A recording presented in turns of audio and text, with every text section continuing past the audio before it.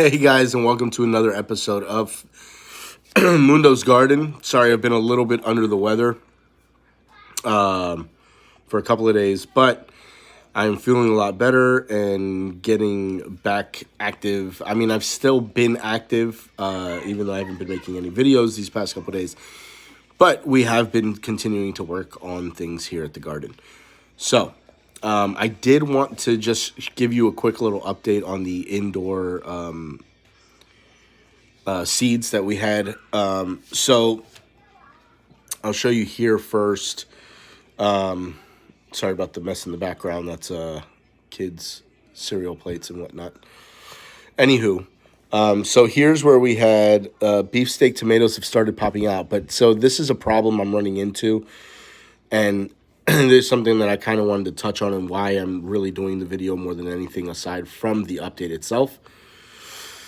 If you see the tomato plants, they're getting leggy, right? And so they're not being able to hold their own weight up. So here's one of the Piñata blend hot pepper. And let me emphasize on the Piñata blend. It's because it's different. It's a blend of different hot peppers, so you don't know exactly which color you're going to get. It could be the red, the purple, the yellow, green, whatever it may be. So if you see, these just started coming out, right? So these I've actually been, these tomatoes I've been having to pull out when I'm covering, because if not, then these are going to continue to try to grow taller, and that's not what we want because they're already leggy as it is. Whereas this turned out perfect, and we have another young one popping out right here, and that's hot pepper as well.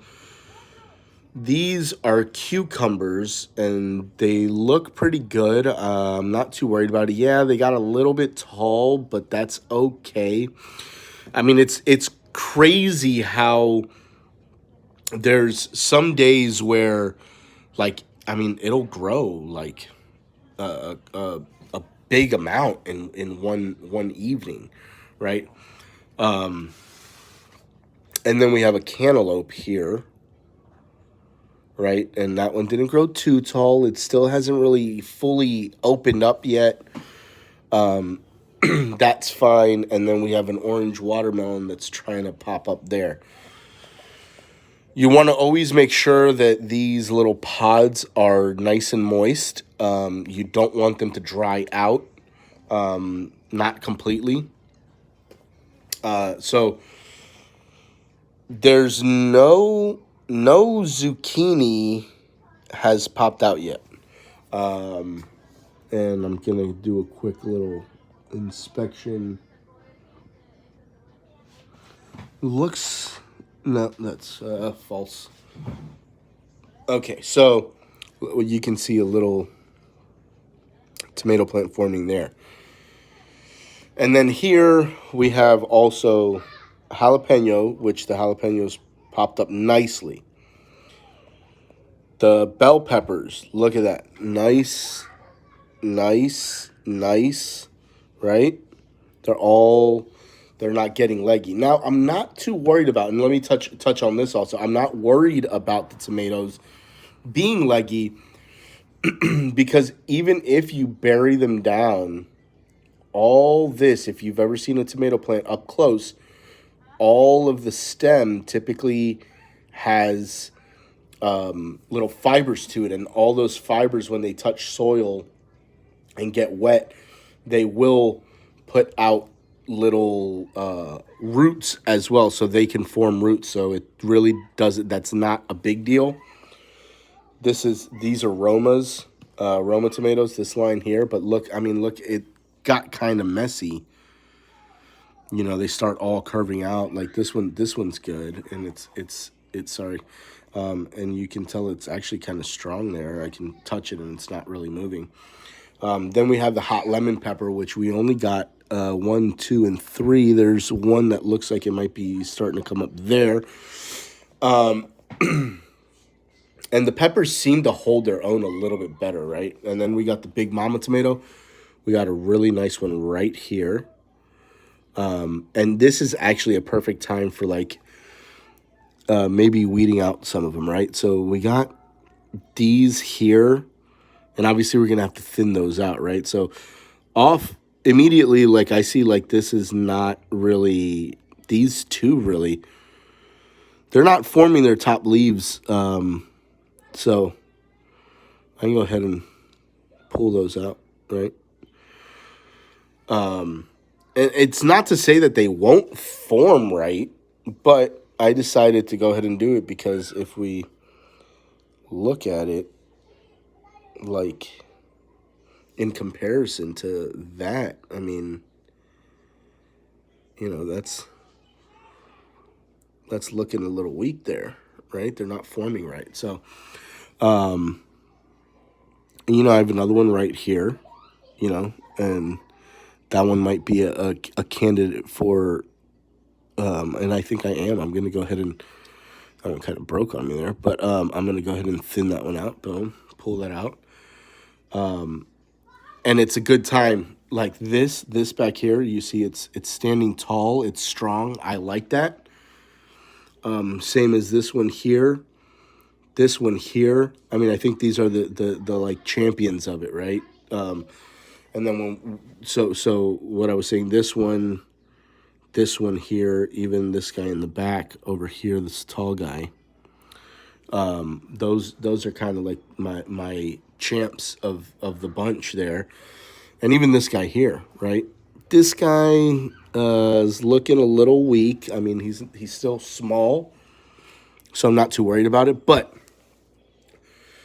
so what can we do to avoid where some of the plants are, tall and leggy, and some of the other plants are, coming along the way they should? So one of the things that I thought, and I decided to go out, and obviously we always look for what's most cost effective, but sometimes we have to, kind of adjust the priorities a little bit so that it makes sense, right? So what I did was I went out and I bought one of these, and if you see, it's just 2 rows of 6 as opposed to the 6 rows of 6 or the 5 rows of 5.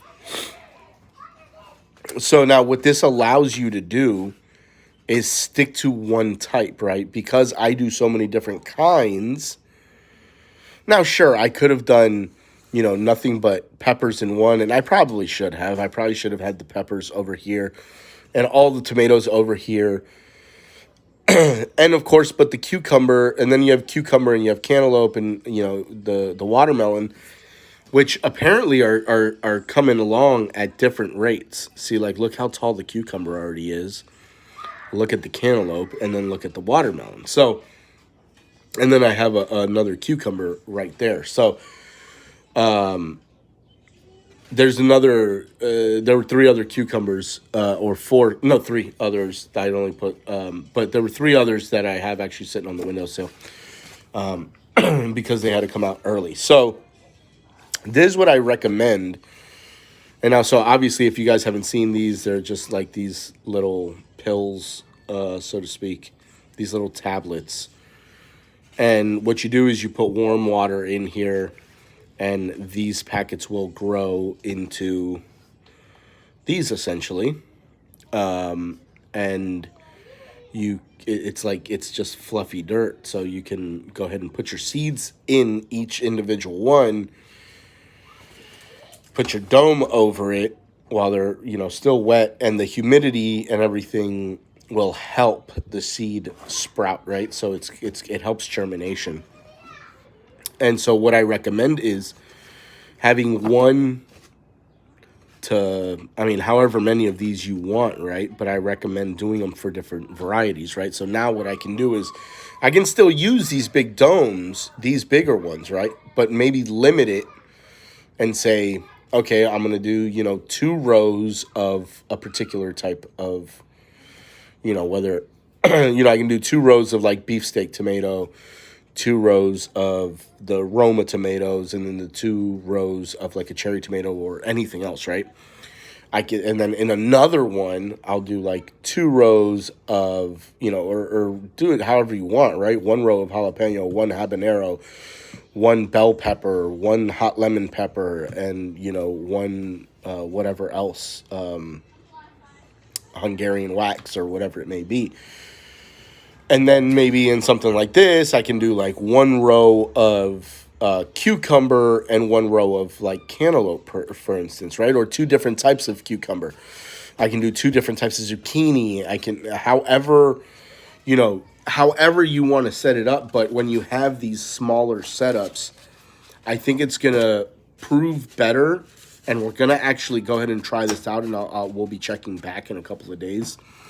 But I think it's gonna prove better because the way this works is when you have the dome on, right? You want to have the dome on, and when it starts sprouting up, once you get one or a couple, you want to kind of pop the lid up, right?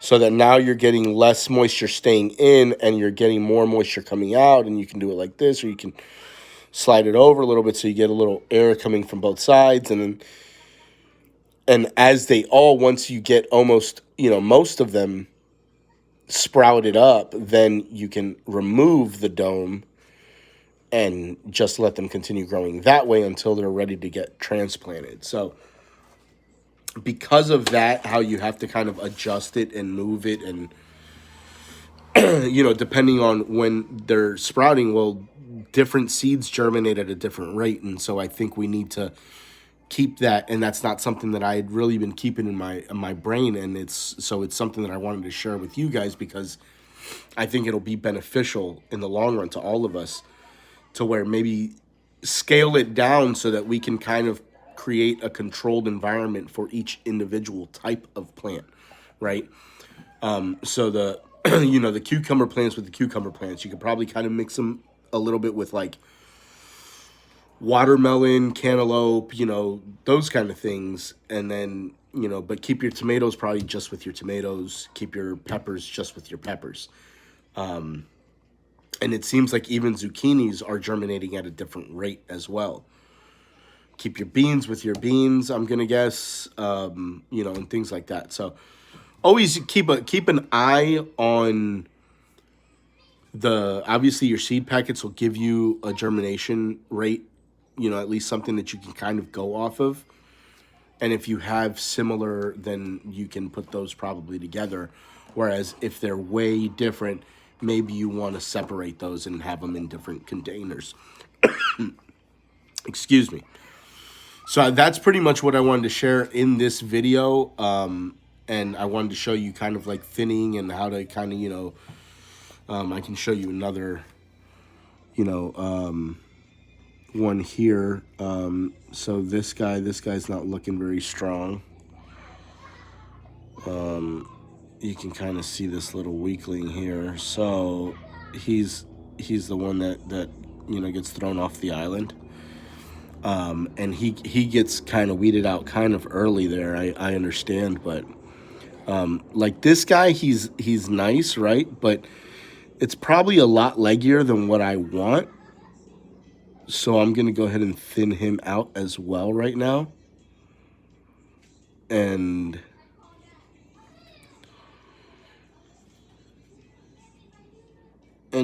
always be somewhat careful. I mean, he doesn't look bad. And, I may even give him a chance and try to transplant him now and say, let's see if he survives, right? And you can try that. It's worked for me a couple times. When they're young, it's a little tougher, but it has worked for me in the past. I will let you know. See, this guy is also pretty leggy. He's in the other bed, in the other one. And, like, this guy's kind of leggy. Like, I'm probably going to get rid of this guy here who's in this same bed. Chances are, even though these 2 top leaves look kind of weak, I may stick with this one just because he's standing up nice and tall right now. But I'm going to monitor that over the next couple of days. This guy's just getting in the way, so I'm just going to thin that guy out. And then probably going to do the same thing with this guy. Oh, he broke in half, so he's probably not going to survive no matter what.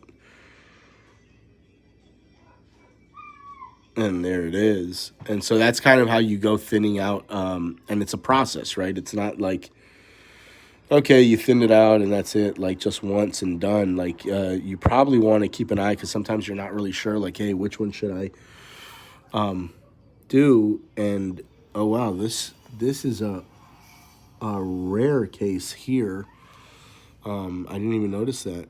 We already have 3 leaves on this one, so I want to say those are all 3 baby leaves, but that there's a possibility that it's already putting out a primary leaf, which sounds kind of off, to be honest with you. But we'll keep an eye on that. I'll definitely be keeping an eye on that. But anyways, guys, I want to thank you for the time. Thank you guys for watching. Please hit the like button, hit the subscribe button if you're interested in knowing more about what I'm doing and learn from what I'm learning. I'm always looking to learn from you guys, so please leave comments down below, suggestions, anything. If you like the videos, let me know. Thank you very much, guys, and happy gardening.